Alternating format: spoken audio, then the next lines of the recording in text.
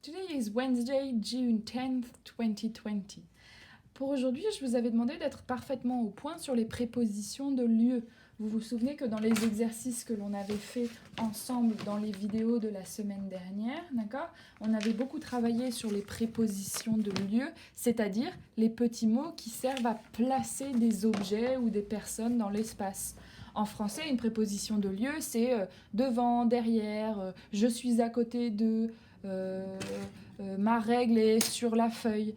Et en anglais, des prépositions de lieu, ça donne on, under, behind, etc., etc. Et normalement, vous les connaissez tous par cœur. Alors, entraînons-nous avec les moyens du bord. Here, I have a little bird and a minion. Now, try and tell me, what about the minion and the bird? Okay, look at the minion and look at the bird. Now, try and tell me. The minion is in front of the bird. Le mignon, il est en face, il est devant l'oiseau. The minion is in front of the bird. What about now? What about the minion and the bird? The minion is behind the bird. Okay? Le mignon, il est derrière, behind the bird. Like this, the minion and the bird. The minion is near the bird. À côté de l'oiseau, sans le toucher, d'accord? À côté, mais en respectant la distanciation sociale. The minion is near the bird. This time, the minion is beside the bird. Cette fois-ci, vous connaissiez celui-là, la différence entre near et beside, c'est que beside, ça devient déjà beaucoup plus rapproché. The minion is beside the bird. Now the minion, like this. The minion is on the bird. Le mignon est sur l'oiseau, on the bird. This time, the minion is under the bird, sous l'oiseau, under the bird. Right now, the minion is above the bird. Le mignon est par-dessus, au-dessus de l'oiseau. Il n'est pas sur l'oiseau, it's not on the bird. Il est au-dessus, above the bird. We also have, what about the minion, the bird, and my pen? The minion is between my pen and the bird. Entre les deux, between my pen and the bird. And I think that's it for place prepositions, if I'm correct. Behind, above, beside, in, between, under, near, in front of, on. Right, on n'avait pas la préposition in, qu'est-ce que je pourrais dire? Like this. The minion is in my hand. Le mignon est dans ma main, même s'il n'est pas à l'intérieur de ma chair, mais il est bel et bien dans ma main. The minion is in my hand. Great.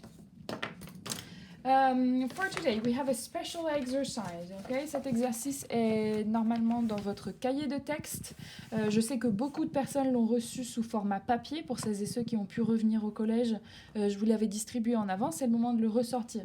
Et d'ailleurs, le groupe 2 que j'ai vu en présentiel lundi matin avait déjà commencé cet exercice. Donc pour le groupe 2, il va s'agir de voir la correction. Pour tous les autres, commencez par faire cet exercice avant de continuer cette vidéo. Dans cet exercice, vous avez un petit texte ici qui vous décrit la chambre avec des objets, d'accord ?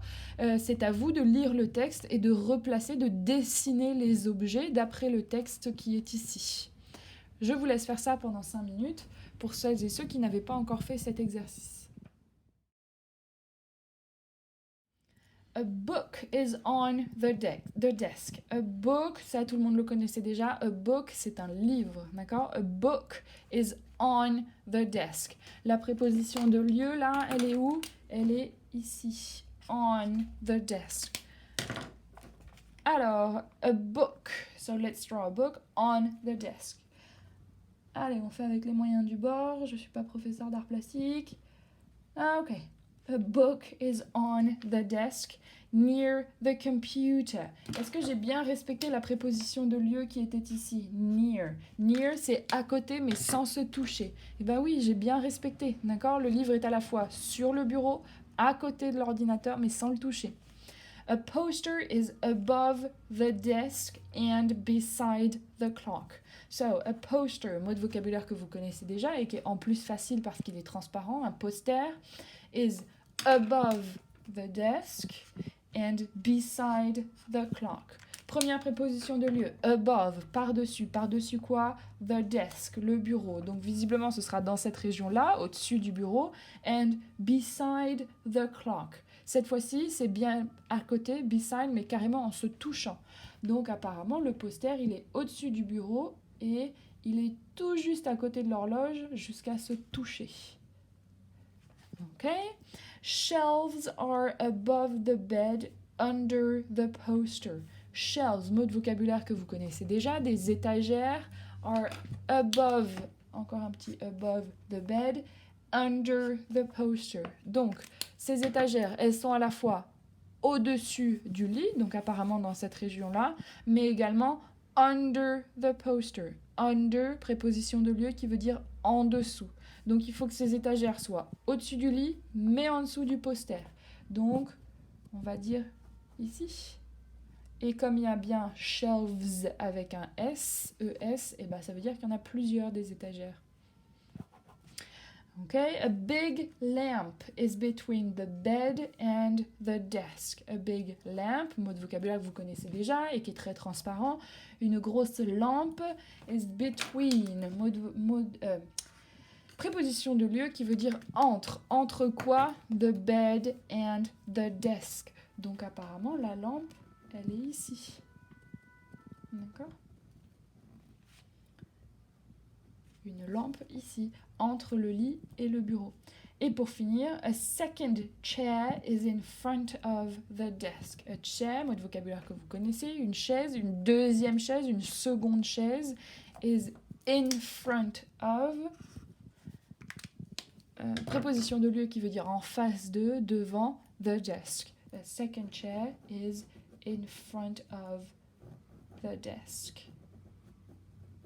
Une deuxième chaise est devant le bureau. Et voilà, vous êtes maintenant au point, normalement, sur les prépositions de lieu.